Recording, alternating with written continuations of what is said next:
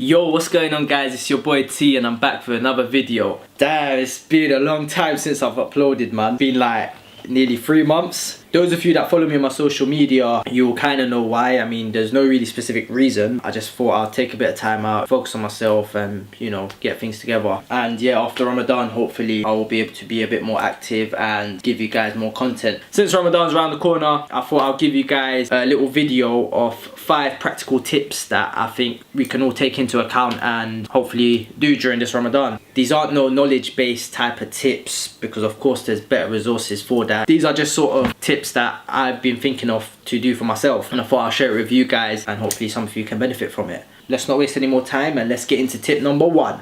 Don't eat so much during iftar. So I myself have a habit of doing this. Comes to iftar time and I'm just stuffing my face with samosas, you know, everything, man. All these deep fried kind of food as well, man, and which is not good for you, especially on an empty stomach. When you eat like so much food to the point where you can't move, you feel lazy and you feel like slumped, innit? That will lead you to not being able to, you know, focus properly when you go to Taraweeh after, because as soon as you break your fast and you finish eating, you look at the time and you're like, damn, I've got like an hour to get to the mosque now. It's gonna make you feel not that good while you're praying. Eat to a minimum where, you know, where you just eat and, you know, alhamdulillah, you're good.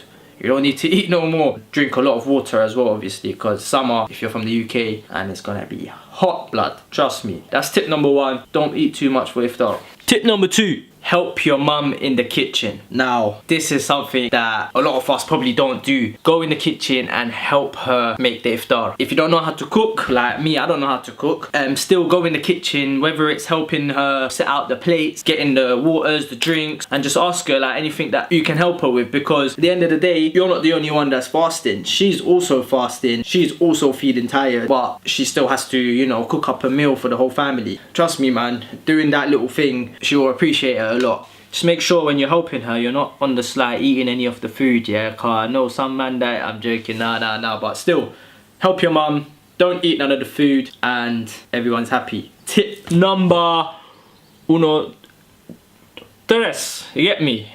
Bit of Spanish, but anyway, tip number 3, don't waste time. Try not to waste time in the sense of being on your phone always, on social media, sleeping, going out with your friends, going on Instagram, Snapchat, Twitter, whatever it is that you use. Try to minimize that. You know, try to do something positive. I would advise you, you know, everyone to just go on your Instagram and just unfollow those people that you shouldn't be following. If it's not adding any beneficial to your health, to your mind, to your iman, there's no point following them, and replace it with the accounts that are positive and always reminding you of Ramadan and Allah and Islam and all of that. That way, if you did go on your Instagram or Snapchat or anything, at least you're seeing positive things and it will hopefully, inshallah, help you with your Ramadan. So tip number, that's 8.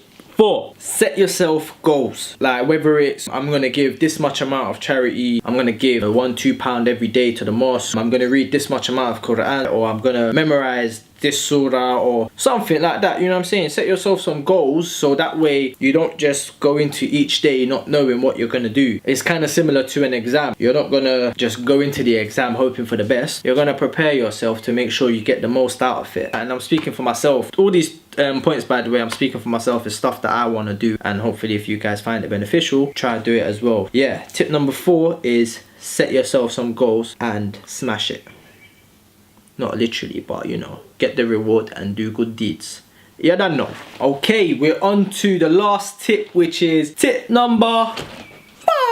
Stop your bad habits. I mean, like, it could be anything, because we all have habits of our own and only you would know what that is. Whether you're smoking, listening to music, you're watching too much TV, or whether you're swearing, it could be anything. I'm telling you now, man, stop them bad habits from now, because you're only making it harder for yourself. For example, if you're going towards a red light and you're driving and you're going 50 miles per hour, you're not going to hit the brakes as soon as you come to the traffic light. You're going to gradually slow down and then stop as it comes. Do you know what I'm saying? But yeah, stop your bad habits from now, so it'll just make it easy for you, so when you come to Ramadan, at least you can completely knock it off. So yeah, tip number 5 is just stop your bad habits, replace it with good ones, and stop now, because even though Ramadan is just a few days away, like, none of us know when it's our time to go, so who knows if we're even going to make it for this Ramadan. Inshallah we all do, but you know, if you're thinking about changing for Ramadan, start now, man. There's no point waiting for tomorrow or waiting for Ramadan, even though it's a few days away. You just never know, man. If you're looking to change change now, and inshallah Allah makes it easy for all of us, man.